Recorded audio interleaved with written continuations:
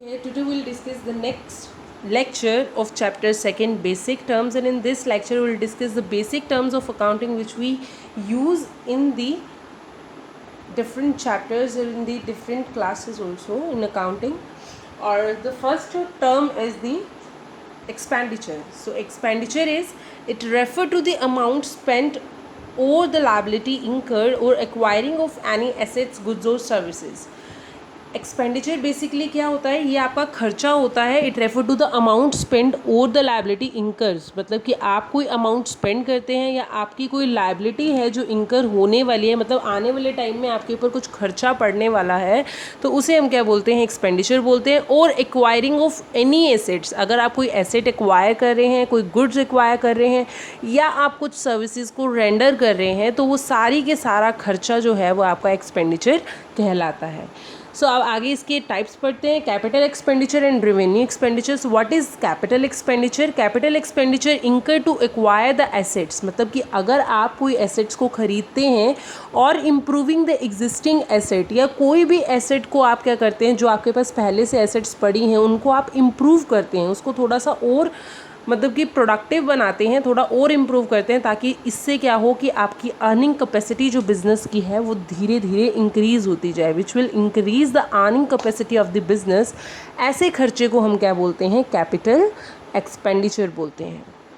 The next is the revenue expenditure. Revenue expenditure, the benefit of such expenditure is consumed or exhausted within the accounting year.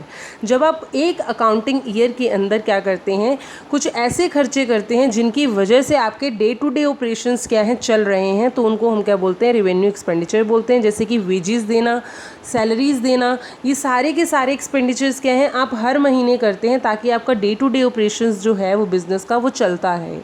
तो ये जो expenses होते हैं, ये expenditures जो होते हैं वो हमारे कौन से एक्सपेंडिचर्स होते हैं, ये जो खर्चा होता है वो रेवेन्यू एक्सपेंडिचर कहलाया जाता है. The next is the deferred revenue expenditure. अब डेफर्ड रेवेन्यू एक्सपेंडिचर क्या है? It is the revenue expenditure in nature but is written off in more than one accounting period. ये ऐसा खर्चा है जो रेवेन्यू एक्सपेंडिचर का होता है, मतलब कि इसका जो नेचर है वो रेवेन्यू एक्सपेंडिचर का है, लेकिन ये खर्चा हम क्या करते हैं, डिवाइड कर देते हैं हमारे डिफरेंट ईयर्स के अंदर. क्यों? क्योंकि इसकी जो हम क्या करते हैं, इसका एस्टिमेशन लगाते हैं कि कितने ईयर्स तक हमें बेनिफिट देगा. अगर हमें बेनिफिट से ज़्यादा ईयर्स तक के लिए दे रहा है तो डेफिनेटली उसका खर्चा एक ईयर क्यों उठाए, उसका खर्चा भी बहुत सारे ईयर्स को उठाना पड़ेगा. जितने जितने ईयर्स के अंदर उतना उसका बेनिफिट है आगे जाने वाला है, तो जितने ईयर्स के अंदर उसका बेनिफिट डिवाइड होगा उतने ही ईयर्स के अंदर वो खर्चा भी क्या हो जाएगा, डिवाइड हो जाएगा.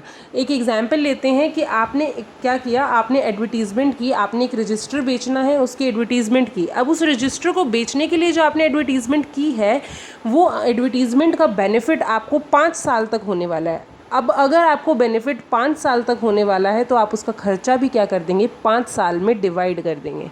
तो ऐसा कोई खर्चा अगर होता है तो वो क्या होता है, हमारा deferred revenue expenditure. The next term is the expenses. Now what is expenses?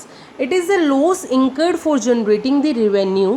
In other words, it is the monetary measures of input. It is the value which has expired during the accounting period.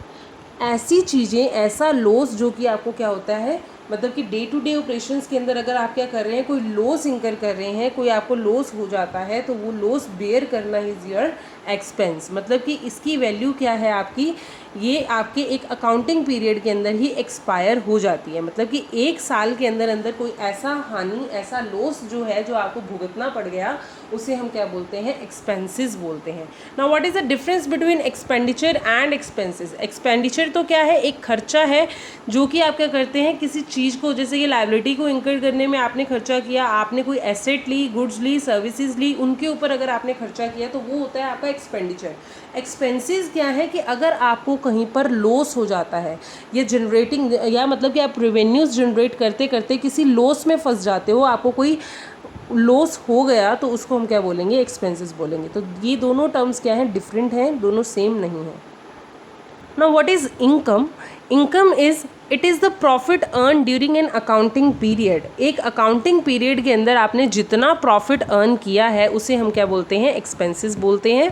अब expenses का मतलब like income आपका income actually क्या है, income आपकी वो चीज़ है जैसे कि जिसमें आप क्या कर देते हैं, रेवेन्यू में से आप अपने सारे एक्सपेंसेस को माइनस कर देते हैं, वो उसके बाद जो अमाउंट आपके पास बचती है उसे हम क्या बोलते हैं, इनकम।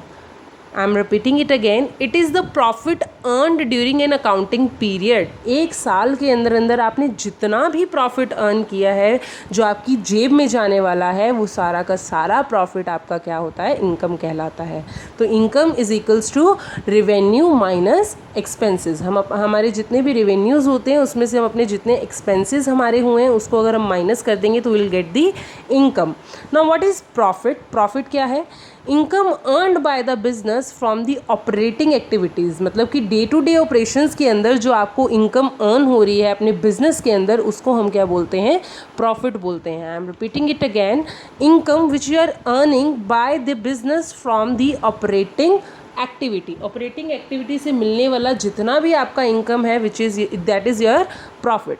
अब what is the gross profit? Gross profit क्या है? Revenue from sale minus direct cost, मतलब कि रेवेन्यू फ्रॉम सेल जो भी है जिसके अंदर से आप क्या करते हैं, अपनी डायरेक्ट कॉस्ट, मतलब कि उसको बनाने में जितना आपका खर्चा आया है वो सारा आप माइनस कर देते हैं, बाकी जो बच जाता है वो आपका क्या होता है, ग्रॉस प्रॉफिट होता है। एक एग्जाम्पल लेते हैं, सपोज़ ये जो पेन है ये आपकी इसकी मार्केट वैल्यू जो है वो क्या है, 20 रुपीज़ है, और इसको बनाने में आपका खर्चा जो आया है वो 7 रुपये का है। मतलब कि इसके अंदर जो प्लास्टिक यूज़ हुई है, इसको बनाने में जो इलेक्ट्रिसिटी यूज़ हुई है, इसको बनाने के लिए अपने जो वेजेस और सैलरीज़ दी हैं वो सारी की सारी ऐड करने के बाद आपने अपना पेन का जो कॉस्ट लगाई वो क्या हुई, कॉस्ट ऑफ प्रोडक्शन जो है आपकी वो क्या हो गई, 7 रुपये हो गई। मतलब आपने इसको 7 रुपये में बना दिया, लेकिन मार्केट के अंदर इसकी सेल प्राइस क्या है, 20 रुपीज़ है।